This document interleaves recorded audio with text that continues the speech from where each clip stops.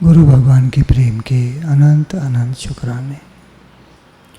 एक बड़े नगर का सेठ शहद और जड़ी बूटियों का व्यापार करता था।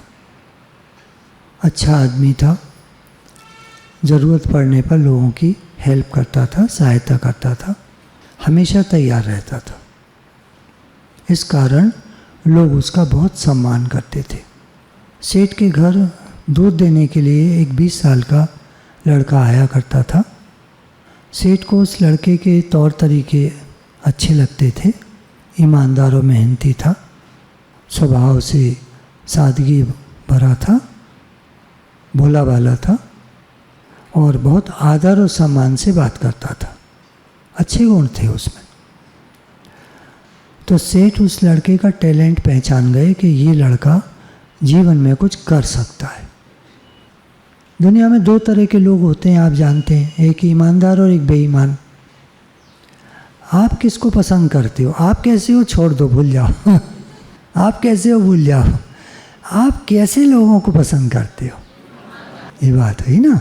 तो सेठ ने भी उसको पसंद किया और लड़के को कहा कि तुम अगर मेरे साथ काम करना चाहो तो मैं तुम्हें, यहाँ तो इस शहर में मैं काम करता हूँ, ये दूसरे शहर में जा कर के तुम मेरा काम शुरू कर सकते हो। जो भी मुनाफा होगा, जैसे मान लीजिए 100 रुपये की चीज़ होती है और दुकानदार उसको 120 की बेचता है, तो मुनाफा कितना हुआ? 20 रुपये। उस 20 रुपये में से 20% 4 रुपये मैं तुम्हें दे दूँगा। लड़का सोचता है कि नई जगह व्यापार बनाने में मेहनत भी होगी, खर्चा भी होगा, एडवर्टाइजमेंट भी करना पड़ता है ना, घर घर जाना पड़ता है, माल दिखाना पड़ता है, क्योंकि शहद तो एक ऐसी चीज़ है जो घर घर जाके बेचोगे, पहले टेस्ट कराओगे। एक बोतल तो टेस्ट कराने के लिए अलग से चाहिए। खैर जो भी, तो लड़के ने कहा कि थोड़ा सा और बढ़ा दीजिए मेरा जो आपने कमीशन कहा है। तो सेठ कहते ठीक है, 25% तुम्हारा, 5 रुपये तुम्हारे। लड़का तैयार हो गया और दूसरे शहर में जाकर सेठ जी माल भेज देते थे और उसको वो बेचता था।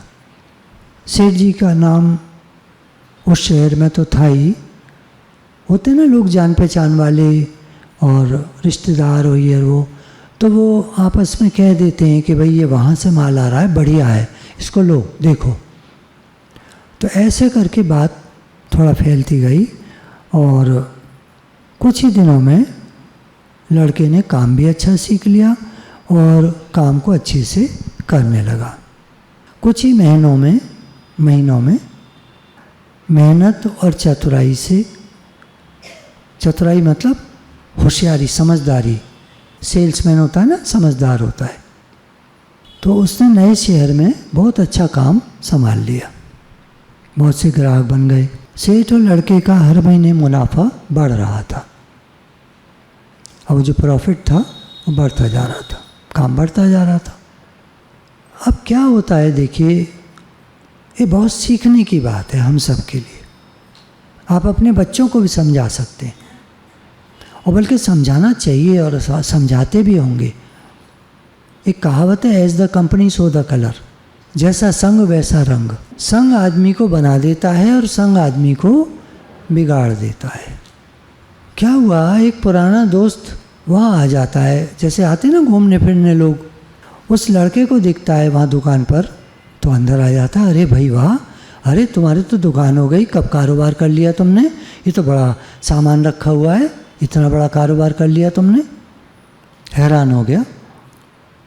तो दोस्त ने सब काम बताया कि मेरा नहीं है, ये सेठ जी हैं, उनका है, और वो मुझे 25% मुनाफा देते हैं। अब ये बातें करने की नहीं होती हैं, ये भी बच्चों को सिखाना चाहिए कि अपने घर की बातें, भेद की बातें मत बताया करो किसी को। अब उसने दोस्त था कह दिया 25% मुनाफा मुझे देखते हैं।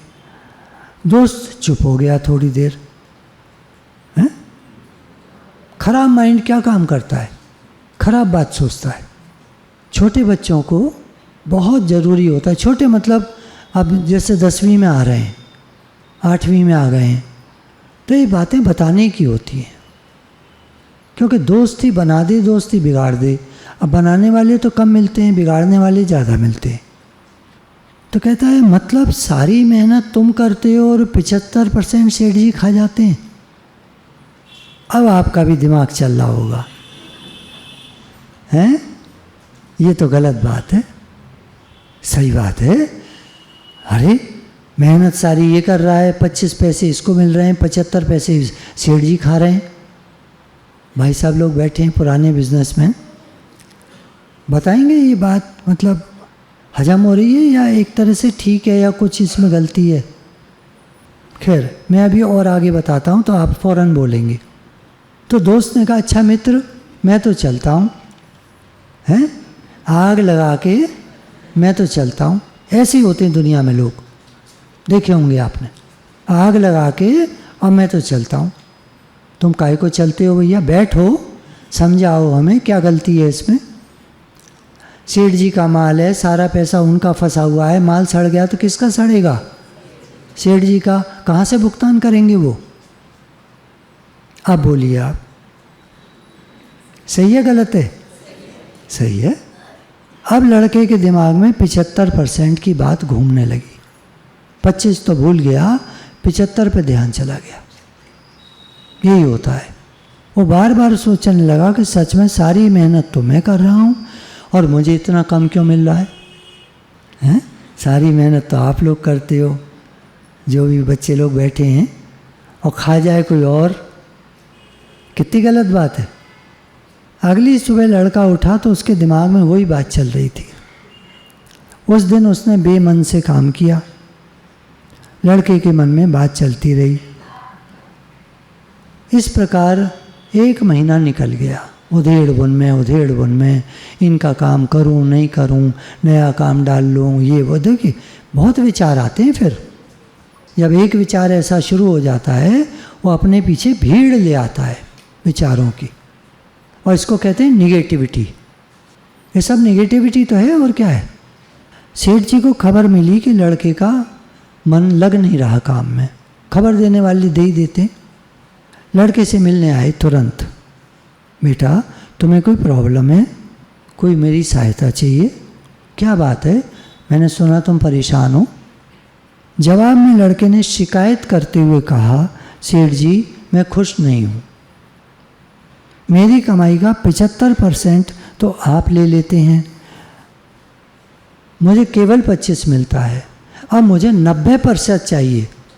देखिए 1 महीने में 2.5 बुन में आदमी कहाँ से कहाँ पहुँच जाता है। देखिए उदाहरण देखिए, लड़के के शब्द, उसकी टोन, बोलने का तरीका सुनकर सेठ जी हैरान हो गए। उन्हें कभी उम्मीद नहीं थी कि ये लड़का जो इतनी इज्जत करता है अचानक इतनी नेगेटिव टोन में बात करेगा। सेठ जी ने समझाने की कोशिश की कि व्यापार में बहुत सारे खर्चे होते हैं, कभी नुकसान भी हो जाता है, उसके लिए बचत करनी होती है। तरह तरह के टैक्स होते हैं, तरह तरह की और चीज़ें होती हैं, खर्चे होते हैं, आदमी रखे जाते हैं, बहुत तनख्वाह बांटनी पड़ती है। तो मैं ज़्यादा में ज़्यादा ये कर सकता हूँ कि तुम्हें 30% मुनाफा दे दूँगा। लड़के ने बात समझने की कोशिश ही नहीं की। तब आखिर सेठ जी ने ऊंचे शब्दों में कहा, बेटा मैं तुम्हें आगे ले जाना चाहता था, लेकिन मैंने तुम्हें पहचानने में भूल कर दी। तुम इस सोच से काम करोगे तो कभी सफलता प्राप्त नहीं कर पाओगे। और सेठ जी ने अपना कारोबार वहाँ से समेट लिया, माल उठा लिया। लड़के ने दूसरी जगह से शहद खरीद कर बेचने का काम शुरू कर दिया। होता है ना, यंग लड़कों में होता है बड़ा जोश और बड़ा दम, समझ इतनी नहीं होती, माँ बाप समझाते भी हैं, सिखाते भी हैं, पर बच्चे अक्सर बात मानते नहीं हैं उनकी, ये हर समय बोलते ही रहते हैं। ये भी ठीक है, माँ बाप बोलते भी ज़्यादा हैं, ये भी बात समझने की है। आप नपा तोला बोलेंगे, थोड़ा बोलेंगे, काम की बात बोलेंगे, ज़रूरी बात बोलेंगे तो बच्चा सुनेगा। आप सारा टाइम समझाओगे, अब आपने सत्संग सुन लिया, यहाँ जाके बच्चों को सुनाने लगोगे सत्संग, आज ये चला आज ये चला, बच्चा नहीं सुनेगा। एक कान से सुनेगा, दूसरे से निकाल देगा। ये रोज़ शुरू हो जाते हैं। बात को समझना है ना, हम भी तो बात को समझें। बच्चे समझें वो ठीक है, और हम भी समझें आगे क्या हुआ, आगे क्या हुआ है। क्या लग रहा है आपको, क्या हुआ? अब उसको माल बेचने में दिक्कत आने लगी, क्योंकि जो भी कोई टेस्ट करता तो अब शहद में वो बात नहीं थी। क्योंकि हर आदमी जो पैदा कर रहा है, आप जानते हैं शहद पैदा करने वाले क्या करते हैं, जो वो होते हैं सड़क के किनारे लगे हुए होते हैं, वहाँ ना तो फूल होते हैं ना फल होते हैं। मक्खी कहाँ से शहद वो रस चूस के लाएगी? तो शहद की वो गुड़ की भेलियाँ रख देते हैं वहाँ पर, मक्खियाँ चिपट जाती हैं, गुड़ का शहद बन जाता है। अब वो होता तो शहद है, पर खाने में बेकार होता है। उसमें कैलोरीज ही कैलोरीज होती हैं, जो फ़ायदे वाली चीज़ें होती हैं वो हमको नहीं मिलती हैं उसमें। और मिलावट करने वाले तो चाशनी का घोल बना के मिला ही देते हैं, वो तो एक अलग बात है, वो तो फिर कहानी लंबी चली गई। असली जो शहद होता है वो जंगलों में, पहाड़ों पर, जो बहुत सारे जहाँ फूल के एरियाज़ होते हैं, पहाड़ों पर बहुत सारी फुलवाड़ी हो रही होती है, वहाँ पर असली शहद पैदा किया जाता है। हिमालयन हनी के नाम से कुछ आते हैं, बहुत प्योर होते हैं, वो होते हैं असली फ़ायदेमंद, उनका टेस्ट ही अलग होता है। लड़के को पता चला कि सेठ के नाम पर लोग भरोसा करते थे, आसानी से माल बिक जाता था। धीरे धीरे क्या हुआ, क्योंकि उसके पास जो पैसे से बचत हुई थी उतना सारा लगा दिया माल खरीदने में, अब वो माल बिक नहीं रहा था, वो माल खराब होने लगा। उस दिन लड़के को अपनी गलती का एहसास हुआ। उसने सेठ जी के पास जाकर उनसे माफ़ी मांगी। सेठ जी ने माफ़ तो कर दिया, कहा कि ठीक है कोई बात नहीं, जो भी हुआ तुमने सीखा, जो भी हुआ, लेकिन अब मैं तुम्हारे साथ दोबारा काम नहीं कर सकता। क्यों? क्योंकि जो लड़का एक किसी और लड़के के बहकावे में आ गया, आगे क्या पता फिर मैं कोई काम करूं और फिर तुम्हें कोई बहका दे, तुम तो बहक जाओगे। अभी तो तुम सीखे नहीं हो, अभी तो केवल एक चोट खाई है, तो तुम दोबारा ऐसे ही धोखा दे दोगे। तो मैं अब रिस्क नहीं ले सकता, राधे राधे, तुम चलो अपने। लड़के की दुर्गति हो गई। अब हमको सीखना है। स्वामी विवेकानंद कहते हैं कि हमारी पीढ़ी की सबसे बड़ी खोज है इंसान अपने मन का एटीट्यूड, अपनी भावना को बदलकर जीवन बदल सकता है। भावना से विचार बदलते हैं, विचार से एटीट्यूड यानी तरीका बदलता है। लड़के की दुर्गति तब शुरू हुई जब काम के प्रति उसकी भावना बदल गई, उसका एटीट्यूड बदल गया। मुझे ज़्यादा चाहिए। सेठ जी ने कह तो दिया 30% ले लो, और ठीक चल रहा था काम, अच्छा भला चल रहा था, कोई दिक्कत थोड़ी थी। 25 के और 30 हो गए और बढ़िया हो गया। क्या करें, जब बुद्धि खराब हो जाती है तो किसी के समझाने से समझ में भी नहीं आता।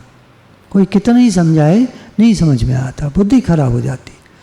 और जब तक होश आता है तब तक देर हो जाती है। बहुत सीखने की बात है।